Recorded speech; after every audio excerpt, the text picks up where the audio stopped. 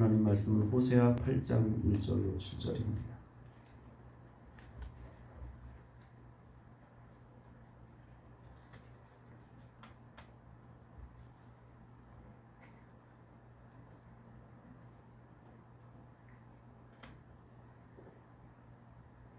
함께 봉독합니다. 나팔을 내 입에 들지어다. 원수가 독수리처럼 여호와의 집에 덮치리니 이는 그들이 내 언약을 어기며 내 율법을 범함이로다. 그들이 장차 내게 부르짖기를 나의 하나님이여 우리 이스라엘이 주를 아나이다 하리라. 이스라엘이 이미 선을 버렸으니 원수가 그를 따를 것이라. 그들이 왕들을 세웠으나 내게서 난 것이 아니며 그들이 지도자를 세웠으나 내가 모르는 바 아니며 그들이 또 은금으로 자기를 위하여 우상을 만들었나니 결국은 파괴되고 말리라. 사마리아여 내 송아지는 버려졌느니라. 내 진노가 무리를 향하여 타오르나니 그들이 어느 때에야 무죄하겠느냐. 이것은 이스라엘에서 나고 장인이 만든 것이라. 참 신이 아니니 사마리아의 송아지가 산산조각이 나리라. 그들이 바람을 심고 광풍을 거둘 것이라. 심은 것이 줄기가 없으며 이삭은 열매를 맺지 못할 것이요 혹시 맺을지라도 이방 사람이 삼키리라. 아멘. 호세아 선지자는 특별히 1절에서 나팔을 불며 경고를 하고 있습니다. 그 이유는 뭐냐면 북이스라엘 백성들이 하나님의 언약을 어기고 율법을 범해서 하나님을 배반했기 때문에 이제 원수들이 그들을 덮칠 것이다. 원수들이라고 하면 이제 북쪽에 있는 아수르 제국이 결국 너희를 덮치게 될 것이다 라는 것을 경고하게 됩니다. 보통 우리가 나팔을 부를 때 전쟁이 일어나면 이제 나팔을 부는데 그렇게 전쟁이 일어나게 될 것이다. 너희들이 그 전쟁이 일어난 이유는 뭐냐면 너희가 하나님과 언약을 깨트렸다. 또 한 가지는 율법을 범하고 그래서 하나님을 너희들이 배반했기 때문에 결국은 하나님이 이 아수르를 통해서 너희들 가운데 크게 심판할 것이다 라는 것을 전하게 됩니다. 그러면서 이런 경고의 나팔을 부시고 이렇게 호세아 선지자를 통해서 경고하고 심판을 예언하는데도 불구하고 그 북이스라엘 백성들은 뭐라고 이야기하냐면 우리 이스라엘이 주를 아나이다. 우리가 주님을 아는데요. 우리가 주님을 잘 아는데요. 우리가 주님을 잘 믿고 있는데요. 이렇게 입에 발린 소리를 한다라는 거예요. 그러니까 속으로는 어제도 말씀드렸지만 뒤집지 않은 전병처럼 한쪽은 다 새까맣게 타고 위에는 익질 않고 이런 전병처럼 이스라엘 백성의 양쪽이 다 다르다라는 거예요. 겉으로는 하나님 잘 믿는 척하면서도 실제로는 딴짓을 하고 있다라는 거예요. 다른 걸 의지하고 있고 다른 걸 사랑하고 있다라는 거죠. 이런 것 때문에 하나님이 이스라엘 백성 북이스라엘을 특별히 심판하겠다라고 이렇게 경고하고 있다라는 겁니다.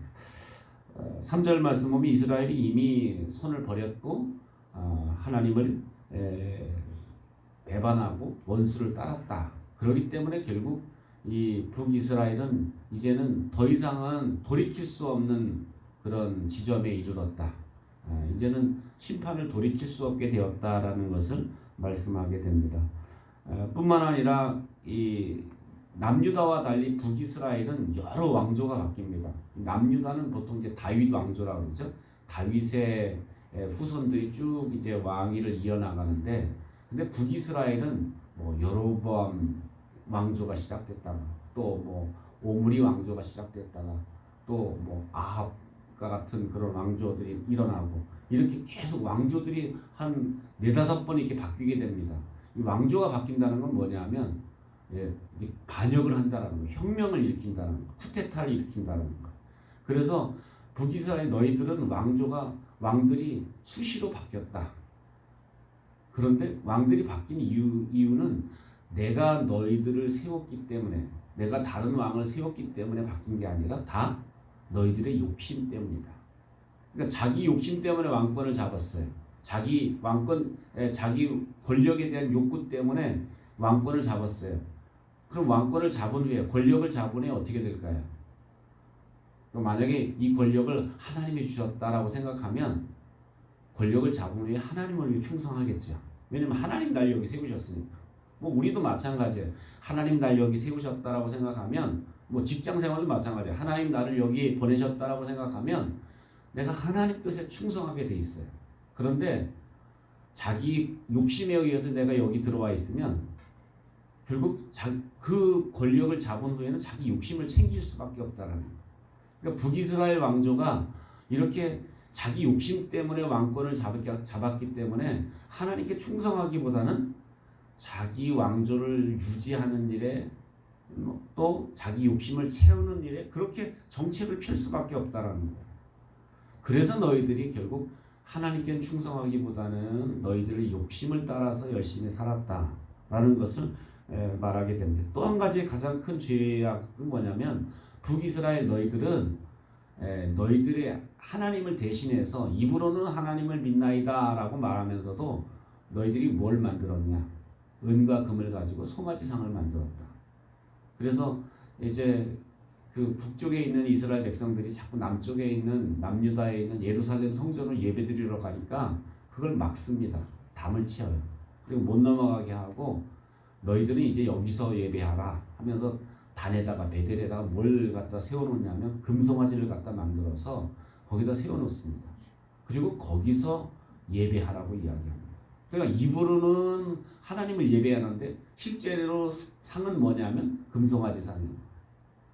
이렇게 어떻게 보면 북이스라엘 백성들의 모습은, 그래서 이들이 만들어 놓은 이 우상 금송아지 상은 결국 북이스라엘이 영적인 타락, 또 영적으로 혼란에 빠지게 하는 근본적인 원인이 됩니다. 결국 하나님을 등지게 하는 가장 큰 원인이 되게 했다라는 거예요. 그래서 결국 너희들은 심판당할 수밖에 없다라는 것을 말씀하게 됩니다. 왜냐하면 하나님이 우상 숭배는 가장 싫어하기 때문에, 하나님 위에 다른 것을 섬기는 것, 또 어떻게 보면 형상을 섬기는 것, 이걸 하나님이 가장 싫어하기 때문에 믿기는 믿는데, 하나님을 믿는다고는 말하는데 그건 입에 발린 소리고, 실상은 하나님을 떠나고 있는 이런 북이스라엘의 모습에 대해서 하나님은 결국 5절 6절 말씀 보면 마침내는 내가 그 금송아지를 어떻게 하겠다고 말합니까? 다 산산조각나겠다. 다 부숴버리겠다. 라고 말씀하게 됩니다. 결국은 이제 그들이 만들었던 금송아지는 저 아수르가 쳐들어오니까 생각해 보세요. 그 금을 가만 놔두겠어요? 그냥 다 뺏어가고 다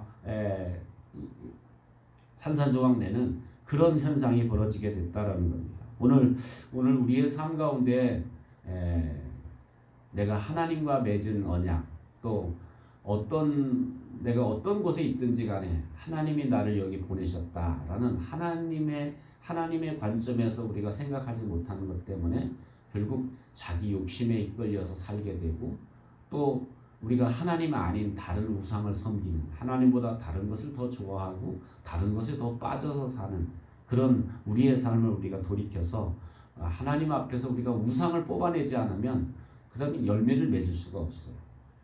우리가 열매 맺게 하시는 것이 하나님인데, 실상 하나님이 내 중심에 없으면, 우상이 들어앉아 있으면 결국 열매 맺지 못하는 헛수고의 인생이 될 수밖에 없다는 거예요. 그래서 오늘 우리의 삶 가운데 하나님이 우리 삶 가운데 중심이 되고, 또 하나님이 나를 보내신 뜻을 우리가 깨달아서 우리가 하나님께 충성하는 그런 복된 날이 되시기를 주님의 이름으로 축원합니다. 기도하겠습니다. 말씀을 기억하면서 함께 기도할 때 우리 안에 하나님을 대신해서 사랑하고 또 아끼는 것이 있는 그런 우상이 있다면 하나님, 예수님 안에서 뿌리 뽑아지게 해주십시오. 그래서 내가 이제는 열매 맺는 삶, 하나님이 허락하신 풍성한 삶을 살게 해달라고 기도하고, 여러분 자신의 기도 제목을 놓고 기도합니다.